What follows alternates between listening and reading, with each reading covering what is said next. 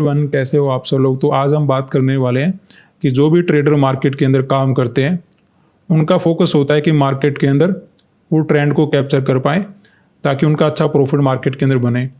लेकिन ट्रेंड को कैप्चर करने के लिए साइकोलॉजी कितना इंपॉर्टेंट होता है वो हम आज के दिन बात करने वाले हैं। क्योंकि अगर हमने साइकोलॉजी को सही से समझ लिया तो ट्रेंड तो आपके पीछे पीछे चलना शुरू कर देगा। आप आगे आगे चलोगे, ट्रेंड आपके पीछे बन जाएगा। ऐसा कैसे बनेगा और साइकोलॉजी हमारे लिए कितना इंपॉर्टेंट होता है ट्रेंड को कैप्चर करने के लिए, वो हम आज के दिन समझने वाले हैं। अब देखिए, जैसे ही आपको नेगेटिव ट्रेंड नजर आ रहा है, ठीक है, काफ़ी अच्छा नेगेटिव ट्रेंड है। लेकिन अगर आप यहाँ पे साइकोलॉजी के साथ जब हम एनालिसिस बना रहे थे तो यहीं से हमने सेलिंग का प्लान बनाना शुरू कर दिया था। जब हम इस चार्ट के लिए प्लान बना रहे थे तो यहाँ पे हमने सेलिंग का प्लान बनाया था, यहाँ पर भी हमने सेलिंग का प्लान बनाया था, यहाँ पर भी हमने सेलिंग का प्लान बनाया था, यहाँ पर भी हमने सेलिंग का प्लान बनाया था। यहाँ पर आकर हम कहीं ना कहीं बाइंग के लिए प्लान बनाना शुरू किए थे। हालांकि यहाँ पे गैप डाउन ज़्यादा ओपन हो गया तो इस चार्ट का कोई लेना देना रहा नहीं, क्योंकि गैप डाउन ज़्यादा था तो नई चार्ट को हमें फॉलो करना पड़ता। अगर यहाँ कहीं ओपनिंग होता फिर हम इस प्लान के अकॉर्डिंग चलते। तो मार्केट के अंदर देखिए, जो भी ट्रेंड वगैरह चल रहा था हमने पहले ही कैप्चर करना शुरू कर दिया था। तो ये हमने कैसे समझा था, तो अगर हमने साइकोलॉजी क्लियर हो गया तो ट्रेंड तो देखिए आपके पीछे पीछे बन गया। हम पहले ही अपना प्लान बनाना शुरू कर दिए थे। अब देखिए, दूसरे लोगों को तो यहाँ पे समझ में आना शुरू किया होगा कि मार्केट के अंदर नेगेटिव ट्रेंड आ चुका है और हम यहीं पे अपना सेलिंग का प्लान बनाना शुरू कर चुके थे। तो आप ट्रेंड को जड़ से ही पकड़ सकते हो अगर आपको साइकोलॉजी सही से समझ में आ जाता है। तो ये कैसे करना होगा और यहाँ से हमने कैसे डिसाइड किया था कि ये प्लान मार्केट के अंदर बनाया जा सकता है, कैसे हमने यहाँ पे अपनी साइकोलॉजी को क्लियर किया था, वो यहाँ पे हम समझने की कोशिश करेंगे। तो जो मार्केट काम करता है वो हमेशा देखता है कि बायर कहाँ पे बैठा है, सेलर कहाँ पे बैठा है, बायर कैसे ट्रेड करेगा और सेलर कैसे ट्रेड करेगा। ये टोटल मार्केट का साइकोलॉजी होता है जिसके अकॉर्डिंग मार्केट काम करता है। तो जब हम यहाँ पे अपना प्लान बना रहे थे, हालांकि देखिए मार्केट जब गिर रहा था तो मैंने पुट का ट्रेड यहाँ पे बनाया था, लेकिन रिट्रेसमेंट में मेरा लॉस हो गया था। कोई प्रॉब्लम वाली बात नहीं, लॉस होना एक अलग बात है, लेकिन ओवरऑल जब हम डायरेक्शन के अकॉर्डिंग ठीक रहते हैं तो इतना प्रॉब्लम नहीं होता कि हम अगले दिन प्रॉफिट बना लेंगे। हमें चाहिए कि हम डायरेक्शन के अकॉर्डिंग गलत ना हो। ठीक है, थोड़ा बहुत एंट्री इधर उधर हो जाता है या फिर मार्केट रिट्रेसमेंट में हमें निकाल देता है, वो तो देखिए इंट्राडे में अपना बहुत छोटा एसएल होता है तो मार्केट हमें खा सकता है। लेकिन ओवरऑल हमें डायरेक्शन के अकॉर्डिंग सही रहना होता है ताकि हम मार्केट को सही समझ पाए। तो ये तो अपना हो गया, जो हमने ट्रेड किया तो उसमें लॉस क्यों हुआ। लेकिन यहाँ पे हमने सेलिंग का प्लान कैसे बनाया था, इवन केवल हमने इस चार्ट को देखा था, ये चार्ट तो बाद में बनाए, फिर भी हमने यहाँ पे सेलिंग का प्लान बनाना कैसे शुरू कर दिया था। तो इसको समझने के लिए आपको मैं बड़े टाइम फ्रेम पे ले चलता हूँ। तो यहाँ पे आपको नजर आएगा, ये आपका मोमेंटम वाला कैंडल है, ठीक है, ये आपको बड़ा सा कैंडल नजर आ रहा है। तो यहाँ पे मैं देखने को मिला था कि मार्केट ने ऑल टाइम हाई को क्रॉस कर दिया था। ठीक है, ये आपका ऑल टाइम हाई है, इसको मार्केट ने क्रॉस कर दिया था। काफ़ी दिनों से एक रेंज मार्केट ने बना रखा था और अचानक से मार्केट ने एक ही दिन के अंदर ब्रेकआउट कर दिया था। दूसरा यहाँ पे क्या था, न्यूज़ भी जो आरबीआई वाला आया था वो भी पॉजिटिव था।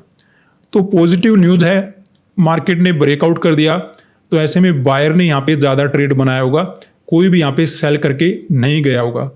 और अगर कोई सेल करके नहीं गया है तो मार्केट के अंदर कैसी सिचुएशन बनेगी, या तो मार्केट को गिरना पड़ेगा या फिर वो एसएल क्रिएट करने के लिए नीचे आना पड़ेगा। दोनों ही कंडीशन में इंट्राडे में सेलिंग किया जा सकता है। तो इसीलिए हमने यहाँ पे सेलिंग का प्लान बनाना शुरू कर दिया था। अदरवाइज देखिए, इतने पॉजिटिव चार्ट में किसी की हिम्मत नहीं होती कि मार्केट के अंदर सेलिंग का प्लान यहाँ पे बना ले। थोड़ा सा मुझे भी डर लगता है ऐसी जब मैं प्लान बनाता हूँ, लेकिन जो रूल है उनको हमें फॉलो करना ही होगा। अगर हम रूल को फॉलो करेंगे तो प्रॉफिट बना पाएंगे, रूल को फॉलो नहीं करेंगे तो बात हमारी नहीं बनेगी। रूल के अकॉर्डिंग एक ही बात बोली जा सकती थी यहाँ पे कि मार्केट के अंदर ब्रेकआउट हुआ है, यहाँ पे सेलर के एसएल नहीं है, एसएल नहीं है तो हो सकता है थोड़ा बहुत पॉजिटिव मोमेंटम करे, लेकिन ज़्यादा देर तक मार्केट होल्ड नहीं करता, मार्केट को गिरना ही पड़ता है। इसीलिए वहाँ पे हमने सेलिंग का प्लान बनाया था। अब इसी के साथ एक क्वेश्चन होता है, सर कभी कभी मार्केट चला भी जाता है ऊपर, तो उस केस में या तो न्यूज़ वगैरह नेगेटिव होता है, उसमें मार्केट कभी कभी भाग जाता है, या फिर कभी कभी ऐसा मोमेंटम होता है कि मार्केट कंटिन्यू काफ़ी दिनों से ऊपर आ रहा है, तो ट्रेडर को ऐसा लगना शुरू हो जाता है कि 4 से 5 दिन लगातार ऊपर जा रहा है, अब तो मार्केट में कोई रेड कैंडल बनेगा। उस वजह से वो सेलिंग करते रह जाते हैं, या फिर जो न्यूज़ वगैरह होता है वो कोई नेगेटिव होता है, उस वजह से सेलिंग वगैरह करते रह जाते हैं। तो वहाँ पे मार्केट में भी कंटिन्यू निकल जाए, लेकिन जहाँ पे न्यूज़ पॉजिटिव है और जहाँ पे डायरेक्टली ब्रेकआउट नज़र आ रहा है और जहाँ पे केवल बायर आने वाले हैं और अगर सेलर के एसएल हैं तो मार्केट डेफिनेटली गिरेगा।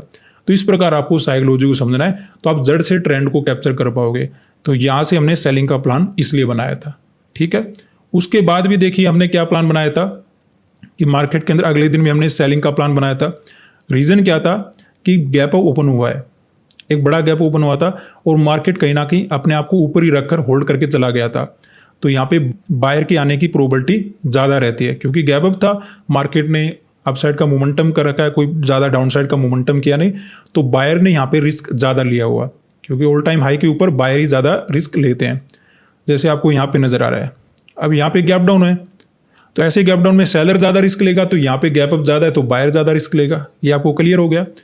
तो यहाँ पे हमने देखा कि हालांकि मार्केट ने थोड़ा बहुत नेगेटिव मोमेंटम किया है, लेकिन यहाँ पे बायर ही ज़्यादा बैठे होंगे, तो अगले दिन सेलिंग का प्लान बनाया जा सकता है। इसी के साथ हमने एक साइकोलॉजी पॉइंट को और देखा था, वो हमने देखा था सेंसेक्स के अंदर।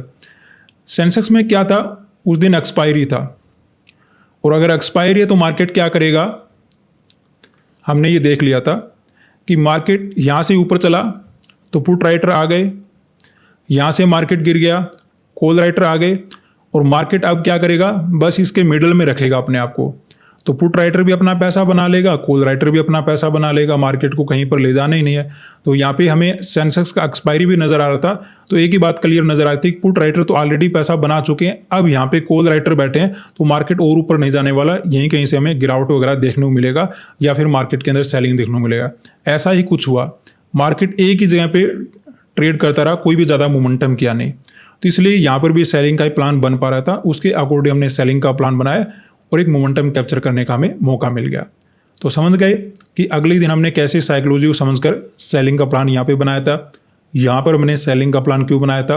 अब हम अगले दिन आ जाते हैं कि यहाँ पे हमने सेलिंग का प्लान क्यों बनाया था, क्योंकि हमें बैंक निफ्टी के अंदर नजर आ रहा था कि जो मार्केट ने क्लोज किया है, एग्जैक्टली क्लोजिंग प्राइस का सपोर्ट लिया है, इवन यहाँ पे क्या है 56,500 का लेवल है।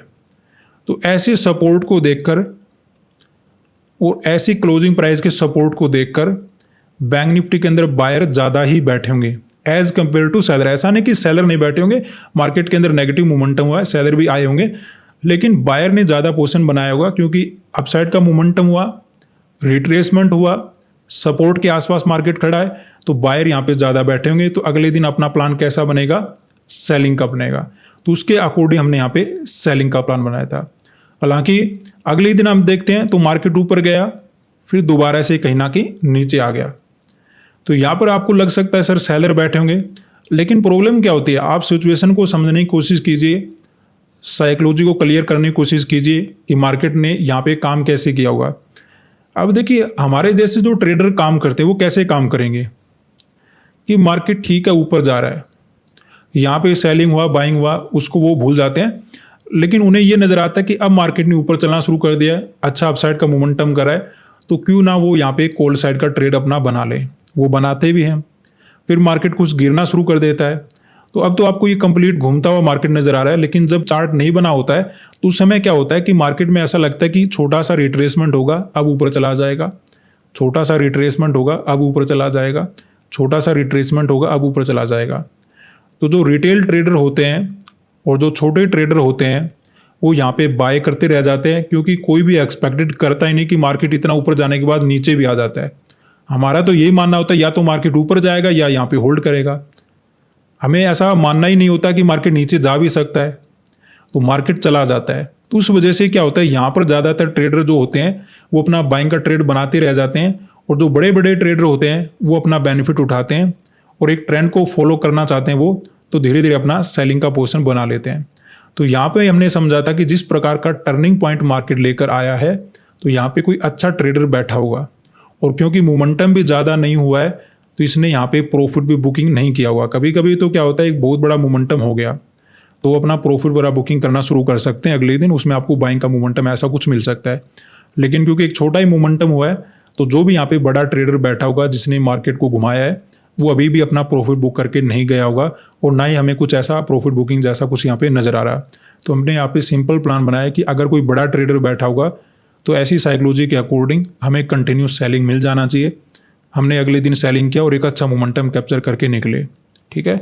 तो यहाँ पे आपको ऐसे नज़र आ रहा है कि सर यहाँ पे सैलरी बैठे होंगे, बायर भागे होंगे, लेकिन आपको ये भी देखना पड़ेगा ना कि सेलर बैठा कौन है, कितनी तेज़ी से मार्केट को घुमाया। पहले ऊपर जा रहा था, एक ट्रैप बनाया, फिर नीचे आ गया। तो कोई अगर अच्छा ट्रेडर बैठा होगा तो मार्केट को और गिराने वाला है, और अगर और गिराएगा तो आपको सेलिंग करने में बेनिफिट ज़्यादा होने वाला है। हालांकि यहाँ पे भी छोटे मोटे ट्रैप मार्केट बनाता रहता है। जब हमने यहाँ पे ट्रेड बनाया थोड़ा बहुत लॉस नजर आया, लेकिन जब इसने पैसा लगाना शुरू किया फिर हमें देखने की आवश्यकता नहीं हुई, मार्केट कंटिन्यू सेलिंग में चला गया। ठीक है, तो ये बेनिफिट होता है जब हम साइकोलॉजी को समझेंगे कि कौन कहाँ पे बाय करके बैठा है, कौन कहाँ पे सेल करके बैठा है, तो आपको एडवांस में पता लग जाएगा कि मार्केट कौन से ट्रेंड में जाने वाला है। ज़्यादातर आप डायरेक्शन को आइडेंटिफाई कर पाओगे। आप देखिए, जब आप ट्रेंड को फॉलो करते हो तो आपको डायरेक्टली एंट्री तो नहीं देता, लेकिन आपको ये पता चल जाता है कि मार्केट ज़्यादातर गिरने वाला है या फिर ज़्यादातर बढ़ने वाला है। तो उसी चीज़ का हम बेनिफिट उठाते हैं बायर और सेलर की साइकोलॉजी को समझकर, कि अगर कोई अच्छा ट्रेडर यहाँ पे बैठा है जिसने मार्केट को घुमाया तो मार्केट को और भी गिराने वाला है। अभी ऐसा कोई भी मोमेंटम नहीं हुआ जिसमें वो प्रॉफिट वगैरह बुक करके निकल जाए, क्योंकि अगर कोई ट्रेडर बैठता है, पैसा लगाता है, तो ज़्यादातर वो फोकस करता है कि अच्छा मोमेंटम वो कैप्चर करेगा। ठीक है, ऐसा समझते हुए हमने अगले दिन सेलिंग का प्लान बनाया और एक मोमेंटम कैप्चर करने का हमें मौका मिला। अब इसमें भी क्या होता है, ट्रेडर कभी कभी गलती क्या करते हैं, ये सब कुछ तो उन्हें समझ में आ जाएगा। गलती क्या करेंगे, बैठे रह जाएंगे कि हमें बहुत बड़ा टारगेट मिलने वाला है। ये आपको नहीं करना चाहिए। अगर आप इंट्राडे में ट्रेड करने के लिए आए हो तो इंट्राडे के अकॉर्डिंग प्रॉफिट बुक करना चाहिए। अगर आप पोजिशनल ट्रेड करते हो फिर आप एक लॉन्ग टर्म एक बड़ा टारगेट बना सकते हो, उसमें कोई प्रॉब्लम नहीं है। क्योंकि इंट्राडे में क्या होता है, जितना एसएल होता है उतना ही आपका टारगेट होना चाहिए, तो ज़्यादा बेस्ट रहेगा। तो फिर देखिए, हमने अगले दिन देखा कि मार्केट में जितना भी बाइंग आया था कंप्लीटली मार्केट के अंदर सेलिंग हो चुका है। अब हमें ये तो नहीं पता होता कि इतना बड़ा अगले दिन गैप डाउन ओपन हो जाएगा, तो हम तो यही एक्सपेक्टेड करते हैं कि ओवरऑल चार्ट को देखकर क्या लग रहा है कि मार्केट में जितने भी बायर थे उनको कंप्लीटली निकाल चुका है।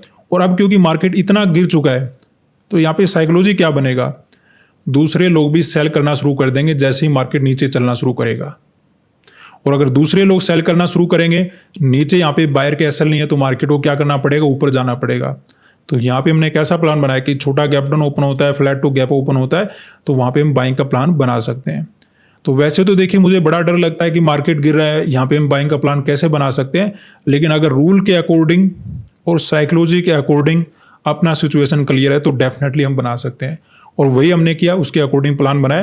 हालांकि गैप डाउन मार्केट के अंदर ज़्यादा ओपन हुआ, उसके बाद मार्केट के अंदर पॉजिटिव मोमेंटम आया। वो कैसे आया वो तो बात डिफरेंट रहेगी, लेकिन हमने यहाँ पे समझ गए कि गैप डाउन ज़्यादा ओपन हुआ है तो हमें इस चार्ट को फॉलो नहीं करना है, हमें नई चार्ट को फॉलो करना है। क्योंकि मैंने आपको क्या बता रखा है, जब भी डिस्टेंस ज़्यादा हो जाए, ठीक है, 300-400 पॉइंट का ज़्यादा गैप डाउन ओपन हो जाए, तो उससे क्या होता है, डिस्टेंस ज़्यादा होने के कारण जो ऑलरेडी सेल वगैरह करके बैठे होते हैं वो अच्छे प्रॉफिट में आ जाते हैं, जो बाय करके बैठे होते हैं वो ऑलरेडी ट्रैप हो जाते हैं। तो ये चार्ट हमारी कोई काम का रहता नहीं, फिर हमें नए चार्ट को ही फॉलो करना होता है। नए चार्ट को कैसे हमने यूज़ किया वो जब हम ट्रेड कर रहे थे तब मैंने आपको डिस्कस किया। लेकिन आज का जो सेशन हमारा रहने वाला है वो इस बात के लिए रहने वाला है कि ट्रेंड को समझने के लिए साइकोलॉजी कितना इंपॉर्टेंट होता है। अब मैं जब यहाँ पे बातें कर रहा था तो मुझे नहीं पता था कि इतना मार्केट गिरने वाला है, लेकिन जैसे ही मैंने साइकोलॉजी समझा तो ओवरऑल मैं ट्रेंड को भी समझ पाया, एवरीडे हमने मार्केट को समझा और अच्छे से मोमेंटम कैप्चर कर पाए। अगर हम साइकोलॉजी को सही से नहीं समझेंगे तो हमें लगेगा मार्केट ऊपर जा रहा है, कभी हम अप ट्रेंड में जाएंगे, कभी हम डाउन ट्रेंड में जाएंगे, तो वहाँ पे घूमते रह जाएंगे। तो जब आप साइकोलॉजी को समझकर काम करते हो तो आपको जड़ से काम करने का मौका मिलता है और आप देख पाते हो कि यहाँ पे आपको काम कैसा करना है, यहाँ पे आपको काम कैसे करना है। उसमें कभी कभी ऐसा होगा कि आपको अच्छा एंट्री नहीं मिलेगा, हो सकता है आपको रिट्रेसमेंट वगैरह देखने को मिल जाए, क्योंकि कोई भी जब ट्रेंड मार्केट के अंदर चलता है उसमें रिट्रेसमेंट होता है, चाहे वो अप ट्रेंड हो चाहे वो डाउन ट्रेंड हो, रिट्रेसमेंट तो आते रहते हैं। हो सकता है ये जस्ट एक रिट्रेसमेंट हो मार्केट के अंदर, तो रिट्रेसमेंट तो आते रहेंगे, लेकिन ओवरऑल मार्केट कौन सी डायरेक्शन में ज़्यादा जाने वाला है वो हमें ट्रेंड से पता चलता है। और ट्रेंड का हमें पता चलता है साइकोलॉजी से, और साइकोलॉजी का पता चलता हमें बायर और सेलर ने कैसे काम किया है या फिर वो कैसे काम करने वाले हैं। तो अगर आप इन चीज़ों के ऊपर फोकस करोगे, इनको सीखने की कोशिश करोगे, तो डेफिनेटली आप यहाँ पे फाइंड आउट कर पाओगे कि मार्केट के अंदर कैसा कैसा ट्रेंड बनने वाला है। उम्मीद आप समझ पाएंगे कि आपको कैसे साइकोलॉजी बनाना होता है कि मार्केट के अंदर गैप अप ज़्यादा ओपन हो चुका है, डायरेक्टली मोमेंटम मार्केट ने किया है, न्यूज़ पॉजिटिव है, तो वैसे डर लगेगा आपको कि सर हम यहाँ पे सेलिंग का प्लान कैसे बना सकते हैं, मार्केट को तो ऊपर जाना चाहिए, लेकिन न्यूज़ पॉजिटिव है, मार्केट ने ऐसा ब्रेकआउट किया है, तो डेफिनेटली वहाँ पे बायर बैठे होंगे, सेलर खत्म हो गए होंगे, तो आपका सेटअप कंप्लीट हो जाएगा कि मुझे यहाँ पे सेलिंग करना है। क्योंकि जहाँ पे भीड़ कम वहीं पैसा ज़्यादा। अब वहाँ पे बाइंग की तरफ जाओगे, वहाँ पे भीड़ ज़्यादा आपको मिलेगी तो पैसा नहीं बनेगा। सेलिंग की तरफ जाओगे तो वहाँ पे भीड़ कम होगी, वहाँ पे पैसा बन जाएगा। तो जितने कम उतना पैसा ज़्यादा, ये मार्केट का रूल होता है। तो जहाँ पे ज़्यादा जनसंख्या बढ़ जाएगी उनका पैसा जाना शुरू कर देगा, स्पेशली आप अगर रिटेल की तरफ आ गए हो। और ऐसा काम ज़्यादातर रिटेल ही करते हैं कि गैप वगैरह को देखकर, न्यूज़ वगैरह को देखकर वो बाय करते हैं और मार्केट उनको ट्रैप करता हुआ नीचे आ जाता है। तो ये आपको साइकोलॉजी को धीरे धीरे समझना होगा। फिर जैसे हमने यहाँ पे कैसे ऑप्शन राइटर पैसा बनाता है उसके अकॉर्डिंग अगले दिन प्लान बनाया। फिर हमने यहाँ पे सपोर्ट वगैरह को देखकर अपने साइकोलॉजी को समझा। फिर वहाँ पे टर्निंग पॉइंट को समझकर हमने साइकोलॉजी को समझा। फिर हमने अचानक से कंटिन्यू मोमेंटम हो रहा था उसके अकॉर्डिंग समझकर एक साइकोलॉजी का अकॉर्डिंग प्लान बनाया। तो साइकोलॉजी कितनी हेल्प करती है ये आपको समझ में आ गया होगा। फर्दर आपको कैसे कैसे साइकोलॉजी समझनी है, इस चार्ट में कैसा साइकोलॉजी बना हुआ है वो हम एनालिसिस वगैरह में समझेंगे। हमने इस चार्ट में कैसे साइकोलॉजी को कैप्चर किया वो आप समझ गए होंगे। मे भी आप समझ पाएंगे कि साइकोलॉजी कितना इंपॉर्टेंट होता है और आप फोकस करोगे कि ये चीज़ें अगर हम सीख लेते हैं तो मार्केट के अंदर हम कितना आगे जा सकते हैं और जड़ से अपने ट्रेंड को कैप्चर कर सकते हैं। आज के लिए इतना ही, धन्यवाद।